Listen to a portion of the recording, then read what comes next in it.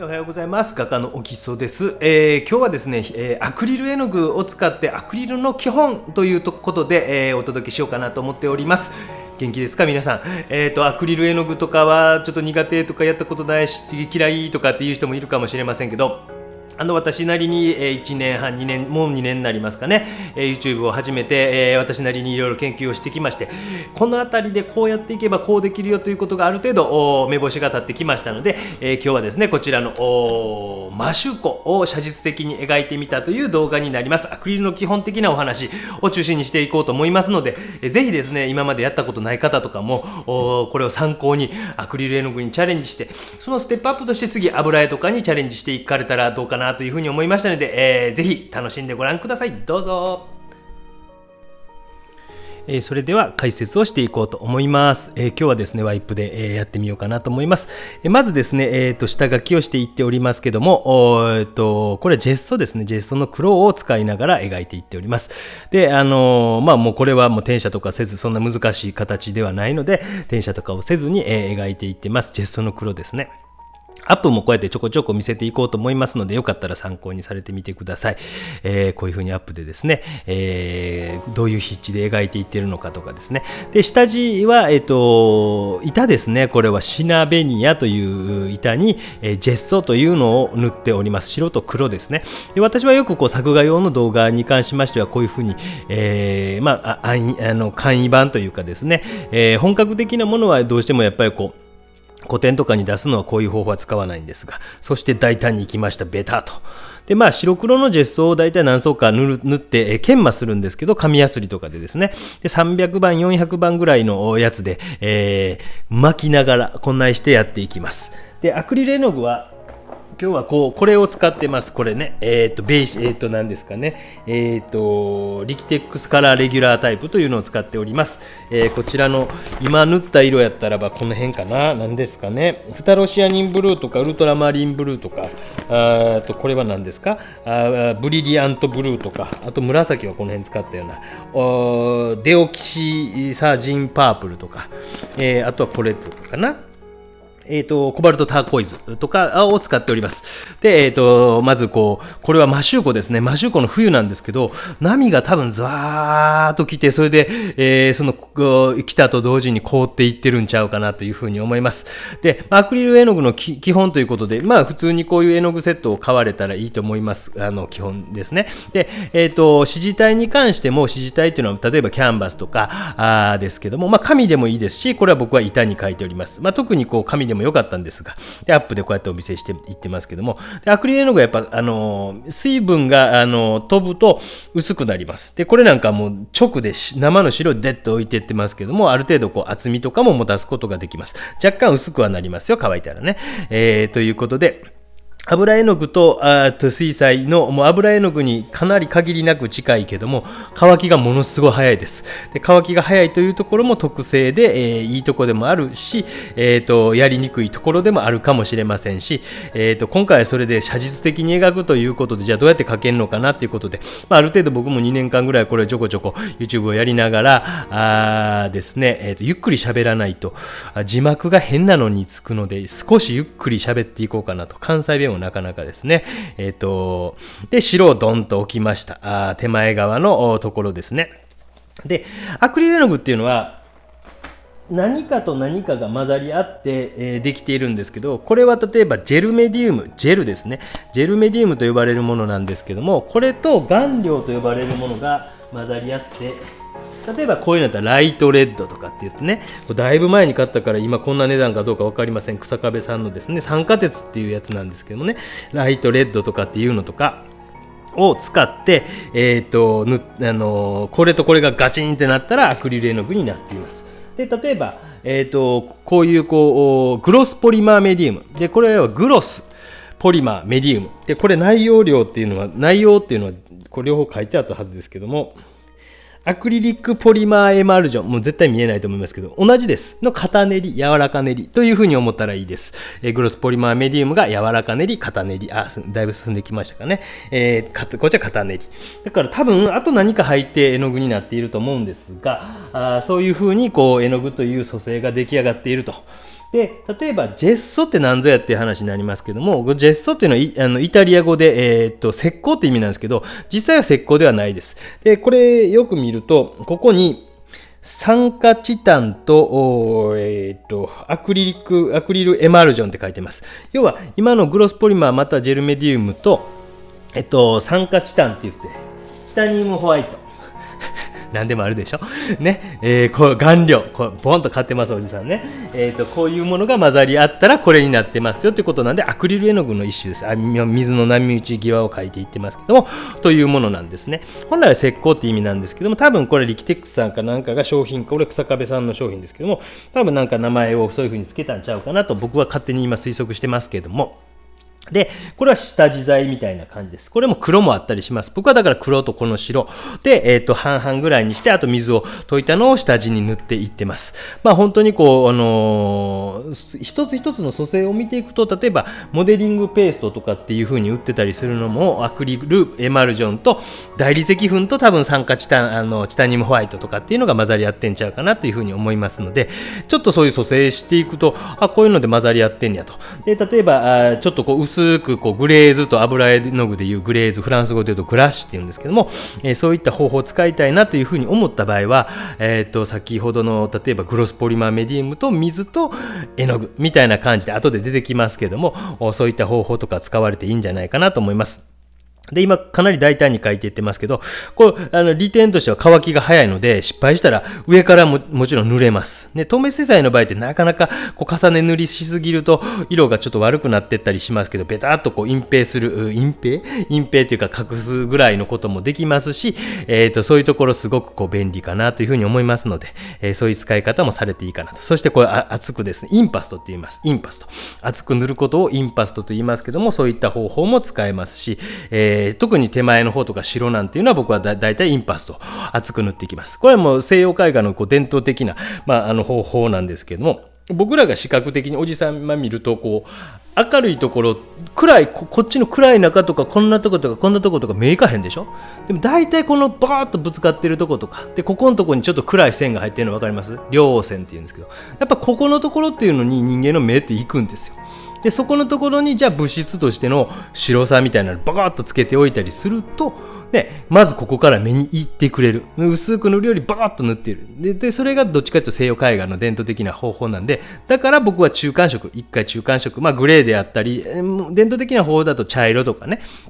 なんで茶色系とかが多いかっていうと、中間色を塗ると。だいたいこう明度的な中間色と。で、その、茶色って土星系、土系なんで、土って安い、安価じゃないですか。安い。だから土系っていうのが多かったりするというところもあったりすると思うんですね。で、私はもう今の時代ですから、もう黒白だけ用意しておいて、それを下地に塗って、ある程度、いくつか板とかを用意しておきます。そして、こう手前の葉っぱとか、枯れている葉っぱとかを描いていきます。すごいですよね。本当にもう本当ちょっと時間が経つだけでこの摩周湖って本当にこう風がうわーっと吹いてきて雰囲気変わったりとかするんですよ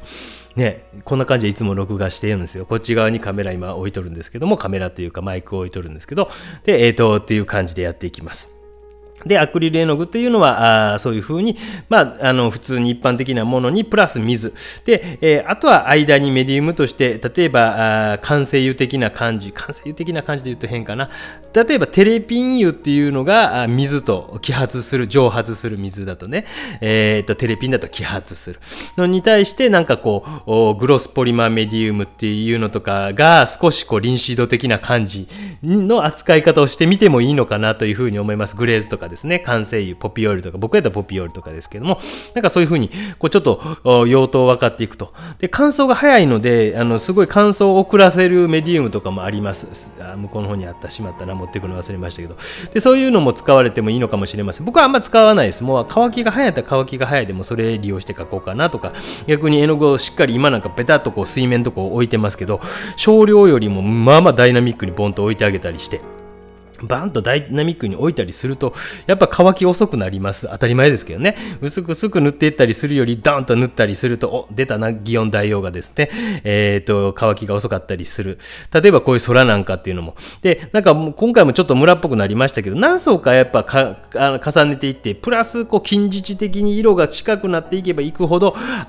ムラがなくなっていきますよね。当たり前なんですけども、例えばこの初めに白黒のジェスを塗る作業なんかも1層目より2層目、2層目より3層目、徐々にこうフラットっていうかこう色の塗りムラっていうのがなくなってくるんですよ。っていうことと同じようにこう今もね空2層目塗って結局3層か4層か塗ってます。最後ちょっとムラっぽくなってないかなと思いきやちょっとムラっぽくなっていて失敗したなと思うところもあるんですが、でやっぱりこう絵の具の層の構造というのを作っていくことによってやっぱり深みが出てくる。深みってわかりますね。ボジョレ・ヌーボーも美味しいですけどね、何年もののワインぐらいが美味しいんですか。僕もたまにものすごいいいワインを飲ませていただくんですけど、いや僕みたいなチンチクリに飲ませたらあかんと思うんですけどね、私の仲間お友達関係は飲ませていただけるんで確か美味しいんですけどね。難しいですね、ワインってね。なんかね、そういうのはありますけどね、おじさんみたいな本当に臭い焼酎が好きで、どんどんなんか脱線しそうでやばいですね。やめときましょうかね。ちょっと脱線させてもらうと、昔私たち子供の頃っていちごスプーンってあったの覚えてます？ここギザギザなって後ろにこうなんかねなって潰すやつ、あれなくなってるの知ってますか？ね、あれなくなってきてるんですよ。あれなんでかっていうと、アクリルの基本的な話せいやって話かもしれませんけど、いちごが品種改良ね、ずっとこうやっぱりずっと今佐賀やったら佐賀ほのかとかなんかってあるんですけど、福岡やったらあまおうやったかなってあるんですけど、あれは牛乳と砂糖でいちごミルクを作るためのものらしいです。すみません、佐賀テレビさんの夕方たまたま、車で帰ってる途中に見かけて、そうなんやと思って今パクりました。引用でございます。今なくなってるのはやっぱいちご自体が甘くなってるからなんですって。へーなんて、何の話かそうなったんだっけ、ワインがそう品種改良そう焼酎っていうのがねどんどん臭くなくなってきて、やっぱ臭い焼酎がねどんどんやっぱ飲みやすくなっていって、昔なんか納豆って関西とかいたらペッて開いた瞬間めちゃくちゃ臭くなかったですか？あれ最近全然もう開いてもねパカッと開けてもそんなに臭くなくて、関西でなんかこう納豆が出た瞬間にもう半数ぐらいの人がギャーって感じやったけど、今ね匂いがなくなって素晴らしい。何の話してるんやって感じですね。それでディティールもこうアップを見せていってます。なんかこう初めのうちはちょっとラフに書いていきますけども、やっぱり構造を作るということを前提に僕なんかはしていきます。よくこう YouTube とかの動画で海外の人とかがこうね部分的にグワーッと書いていく、うわ上手やなっていう感じの人いますけど、難しいですよね。で本物また見たらまた印象違うかもしれません。いいか悪いかは抜きにしてね、やっぱりこう絵の具の構造とか作っていってあげた方が、これよく言うんですけど大人っぽく見えます。大人っぽく見えた方がいいという人は、いや子供っぽく意図的にしたいという人はそれはそれでその方の自由でございますので、お任せもちろんしますけども、で少し大作りな感じで書いていってます。だんだんと。で、筆とかもよく聞かれるのが、油絵の筆と透明水彩の筆とどう違うんですかみたいなことを言われるんですけど、なんかこう僕は名村大聖堂さんの営業の方に聞いただけの話なんですけど、同じですよって言ってた。絵の長さが違いますっていう、これだったら油絵の筆ですね。水彩の筆やったら短いんかな。今ちょっと手元にこう油絵描くスペースなんであれですけど、なんかね長いのと短いのが水彩とかっていう風に、油絵だとこうやってこうやって描くじゃないですか。こうやってうってね書くじゃない。筆先を人に向けんなと怒られそうですけど、水彩の場合はどっちかというとこの辺持って、で僕は油絵もこの辺持つんで、どっちでもいいんちゃうかなと思うんですけど、ここに使われているもの多分ナイロンとかやったらほとんど同じようなものなんちゃうかなというふうに思いますので、多少あんまり僕はそこの辺は自由に往来しながら使っていったりします。細かいディティールも書いていってます。で私の YouTube っていうのは基本的にはなんかこれはダメやよこれはダメやよっていうことを言うために作ってんじゃなくて、これもありっすよこれもありっすよっていうことで、言うていきたいというか、その辺が自由にもっとなってくればいいなというふうに思っていて、本当に創作とかって自由やし、それで表現ってすごくこう幅が広がってくるので、私自身はそういうふうに YouTube というのをやっているつもりです。だから皆様もですね、本当にこうじゃなきゃダメっていう考え方をなるべく捨てていった方が楽じゃないですか。ね、私のこれね、今2ブロックにしてますけど、これバリカンで自分でやったんですけどね、うちのちびっ子が、髪の毛切るの嫌がるから、風呂場で僕がバリカンで切ってるのを見せたら、ちびが見るかなと思って、こういう風にね、これ楽なんですけどね。でもなんかこうね、中学校によっては不良がやる髪型やっちゅうことでダメって言われそうなんですけど、結構ね、途中で伸びても楽なんで、ここ3年ぐらいこんな感じなんですけど、細かい描写をしてってます。で、アクリルの基本とか言いながらいつもこんな感じで進みません。で、細かい描写ちょっとしながら、でもすっごい細かいわけじゃないです。最後の方になるとより細かくなっていきます。解像度が上がっていくというような感覚で見てもらえた方がいいかなと。解像度が上がるって分かりますか？昔の例えばガラケーカパッとやるガラケーの携帯電話でカシャッと撮って何万画素とかって言ってあって、でも今も全然違うじゃないですか。これもう iPad のあれを使ってますけど、めちゃめちゃ綺麗になってるじゃないですか。でどんどん解像度っていうのが上がっていってますよね。早送りも少し今回は使わせていただいてます。でちょっとずつ解像度僕は上げていくというやり方、要は部分からジュジュジュジュジュと書くというよりは、大きく本当にこう、例えばよく言いますけど、家作るときにどんどん柱立てて棟上げ式があって屋根つけてみたいな感じで大きく壁やってで最後はなんかこう細かいサイディングとかしていくみたいな感覚とか、なんかそういう感じで僕は絵作りというのをしていきます。これは多分受験とかの先生もやってたし、受験自分自身もやって、やっぱり短い時間の中である程度完成させたような状況を見せなきゃいけなかったりとか、スケッチとかに行った時にある程度30分で30分15分で15分で絵を作るということをしなきゃいけないことがあるので、こういうことが体に身についているのかなというふうに思います。時間がある方とかはもうご自由に部分から書いていってもそれは結構だと思うんですよ。で細かい描写をしていってます。で今もあんまりアクリルの基本的な話してませんけど、ここからちょっと基本的な話ですね。でアクリル絵の具っていうのはまた今これ紫で、先ほどの紫と青かなんかですね、どちらかウルトラマニアだったと思いますけど、ちょっと紫色の青みがかったのを作りました。でこんな感じかな。水を混ぜて、絵皿もっと綺麗な皆さん使ってくださいね。でこれはコバルト、ターコイズかなんかですねを混ぜて、やりました。でこういう風にして、でこれにグロスポリマーメディウムというのを混ぜます。今回写実的に描く方法ということなんで、やっぱり深みとか絵の具のなんていうんですか、組成とかいうのを活かしながらですね、特徴を生かしながら、これグロスポリマーグロスですから艶が出ると。で、先ほど言ったような完成油絵で絵の具で難しすぎます？大丈夫かな？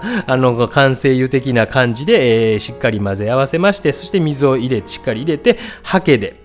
ね、この中ぐらいのハケとか持っとくと便利ですよ。もうすごい便利ですよ。1200円ぐらいだと思いますけども、よく分かりませんけども、すごく便利です。このぐらいのサイズで850円って書いてますからね、ものすごい、今でグレーズをしました。でちょっとやっぱりなんていうか、部分に溜まったりしてしまったんですけど、あんまり気にせず、まだまだこっから描くんやでっていう感じで、ニスを塗るような感覚みたいな感じかもしれませんけども、ニスを塗る、横に塗って縦と、横に塗って縦で今回横で終わろうかなと思ってます。いつもはだいたい縦で終わるように努力してるんですけども、横に塗って縦で最後横。なんで横かっていうと、ちょっと風がふわーっと吹いてきて、でですね、左の方からですね風が吹いてきたりで、乾いた後に今描写していってます。ちゃんと完全に乾いたとね。でこれ要は全体に全面に紫色の薄いもやがかかったような、もやじゃないか、グレーズした状態ですね。そしてまたハイライトで、もう明るい色があってグレーズをして、でその中のもっと中の明るいとここだけを描くとかっていう感覚なんですよ。わかるかなね。こういうところも山があって、でね、全部が白くてグレーズをして、でハイライトとかね、なんかわからんよ、ハイライトとか明るい中のよりハイライトを描いていくっていう感覚を持つっていうことをすると、ちょっと写実的に描ける。レンブラントなんていうの絵とかも、これ伝統的な方法なんですね。グレーズを繰り返しながら、暗いところっていうのはどんどん暗分にしていくんですけども、明るいところっていうのは初めはこれぐらい、次これぐらい、次これぐらい、これ何層かやっていくと、もっとリアリティとか出てきます。ちょっとグレーズという方法をアクリルバージョンでやるというところをお見せしました。で明るいとこまた書いていってます。ちまちまとですね、書いていっております。いろんな筆、ナイロンの筆とかで十分やと思いますよ。ちょっといろんな僕筆使ってますけれども、私なんか動画で何度か紹介しているような800円ぐらいの筆だけでも書くことあります。10本セットで900円ぐらいかな。で、書いたりもすることもありますし、調子いいやつってこういう僕なんかこう、後ろの方に筆の後ろに黄色いマスキングテープ貼ってあるでしょ。あれは今絶好調っすよっていう意味なんですよ、私なりに。でこういうとこちょんこれぐらい。で、コツとして、今回生の白みたいな水を使わないような感じで描くこともあっていいと思うし、逆に少し水を少し多めにしながら描いています。でこれのバリエーションみたいなのを使い分けれると、要はペターっとした感じ、全部隠蔽されたような感じで、なんかこうよくね、公文書とかで真っ黒のあるじゃないですか。そういうことじゃなくね、水を多めにしたりすると、下の絵の具というのが半分ちょっと透けて見えてきたりすると。それによってまた複雑になったりする。だから、すごくビターっと光が当たっているようなところっていうのは、僕はどっちかというと、今回は不透明、直でやっていって、それに対して柔らかく、こうなんか微妙なところ使いたいなと思ったら、水を多めにしてやってみたりとか。でそういうことをちょっとバリエーションをこう書きながらつけていくっていうことができると、より写実的に描けるようにもなっていきます。これで思いっきりいきましたね。これ空もっと明るくしようということでビタッといきましたよ。皆さんね、いかがですか？ビタッと。でこれもやっぱりこう1層目青っぽく塗って2層目グレーズして、これ3層目結局4層ぐらい塗ってるかな。輪郭線のところなんていうのは今山のところありますよね。右側の山なんかあそこすごくエッジが強いので、この次、4層目塗るときに塗ったすぐに生乾きの状態で輪郭のところを触ったりしてます。こうなかなかね、急に色がバッと明るくなったからちょっとやっぱどうしてもムラっぽくなるので、もうこれぐらいでええやと。で乾いてからまた近い色をボンと置いていこうかなと思っています。で明るいところとか描いていってます。この作業というのは隙間とかもこう描いていくんですけども、私個人的には葉っぱの中に多少入ったりもしていいし、隙間だけ丁寧に描いてもいいしっていう風な割り振りみたいなのをしていったらいいのかなと。全部隙間まで丁寧にやらんといかんとかって思うとすごい大変なんで、こうもう一回こう鳴らしてますね。まだ乾かんうちですけどもね、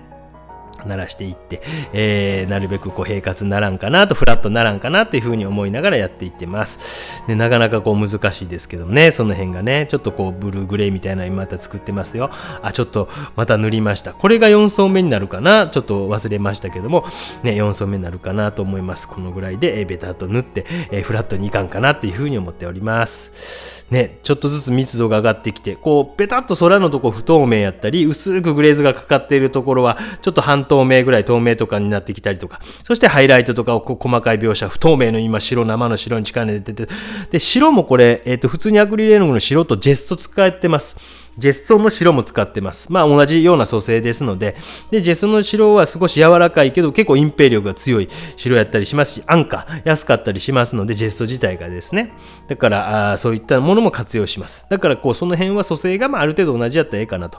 で例えば僕この上に透明水彩で描こうと思ったら描けると思います。ただ問題としてはこの上にまたアクリルで描いたらその透明水彩は溶けますっていうことが起こり得ますので、その辺だけ注意して、これなんかこうちょっと水を多めにした不透明に近いような、でも水が多いので乾いたら下の絵の具も透けて見えてくるような、でその辺のこうバリエーションみたいなのを使い分けていくと、皆様の仕事っていうのはすごく良くなっていくと思いますし、これ実際2時間ちょっとで書いてると思います。本当にほんまけとか言われるかもしれないですけど、ライブ配信とかでやろうと思えばできると思うんですが、ね、おしゃべりが夢中になってしまうとね、こっちの手止まってしまって3時間ぐらいかかるかもしれませんけど、そしてこうディティールとか書いていってます。マシューコの冬のマシューコということでですね、やっぱそれはもう一回塗ってるので5層かな。不透明ベタで何層も塗り重ねて、それやっぱベタっと隠蔽されてるんですけども、深みみたいなのも出てきますし、自分の本当に求める色みたいなのを探していくということをしています。そして細かい描写もしていっております。全然カメラを見ず喋っておりました。すみません。そして、手前の葉っぱですね、枯れてるこう笹の葉っぱみたいな、これが5層目ですね。5層目塗りました。乾いてからね、完全に。そうするとだいぶ、これ輪郭わかります？輪郭と触ってって輪郭と触ってって、ちょっとこうやっぱりこうピターっとしすぎると本当に糊がはっついたみたいな感じになると、奥行きを出すという動画も作ってますので、そういうのも参考にされてみてください。そして輪郭とかもところの雪がね積もっているマシューコの中の浮島的なところがあって、そこのところの雪とか、こちらの方は、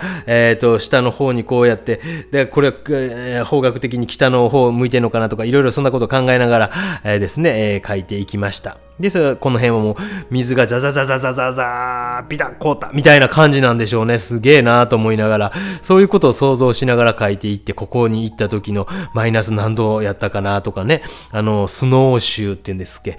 雪の上を歩ける靴を履かされて、N 君という友人にひたすら歩かされて、もうくったくたになった記憶があります。すごくこう余裕ぶっこいて、私なんかほったらかしにして歩いていきよるんですけどね。でこれまた白っぽい絵の具をハケで、行きはる何すんの、おー白をかけました。だから乾いて絵の具の層何層も重ねていけるというところがやっぱりすごく大事ですよね。でこれはやっぱりスカンブルと言いましょうか。向こうの方から風が来て細かい雪がふわーっと混ざっててっていうのが表現できんかなっていう風にでティッシュで拭き取りました。ちょっとムラっぽくなったんで、一回こう絵の具が薄く要は塗られた状態のところっていうのはグロスポリマーメディウムの上よりもある程度綺麗に塗れるっていうことがあるので、一回塗って拭き取ってもう一回塗っているというようなことでございます。ティッシュでティッシュのカスとかがついてますけどね、あまり気にせずに、後で乾いたら取ればいいと思いますので、細かいことを気にせずに、ぐいぐいぐいぐい最後ディティールの方を描いていっておりますね。ぐいぐいぐいぐいね、だいぶ密度が上がって深みが出てきてというのが分かりますかね。ベタと塗ったような感じだけじゃなくて、絵の具自体が非常に深みを持ってきたんじゃないかなというふうに私は信じておりますが、いかがですか。油絵の具のような感じで描こうと思えば描けますし、私は東京芸術大学に、1996年もう大昔ですけどアクリル絵の具だけで、受験して合格しました。でそれを見た東京芸大の先生はおぎちゃんあれ油絵じゃないのって、すみません騙したわけではございませんけども、アクリルだけでやって油絵の具のような表情を出すこともできました。だからいきなり油絵ってハードル高いなとかいう方とかはちょっとアクリルを一回試してみるというのも、これ水を多めにしてたりするで、雪が積もっていてそれが影の中やったらこれぐらいの紫とかでちょっとハードルが高いなっていう方とかはやっぱり難しいなっていうか、筆をだけはちゃんと洗ってくださいね。水をジャバジャバにして、使い終わった筆とか筆入れとかゾボンと入れておいたりすると筆の毛先ってベシャーっとなったりするので、水をジャバジャバしっかり僕なんかその水入れながら洗ってなんか置いといて、濡れた状態で置いといてとかってしていきますということで、最後こんな感じで密度を上げていきました。以上ワイプ付きの今回動画となりました。いかがだったでしょうか。アクリルの基本ということで、画材の少しお話もしましたが、いつも通り脱線もしまして大変申し訳ございませんでした。心から謝罪をいたしますということで、以上でサインを入れて終了ということです。ありがとうございました。同時に終わります。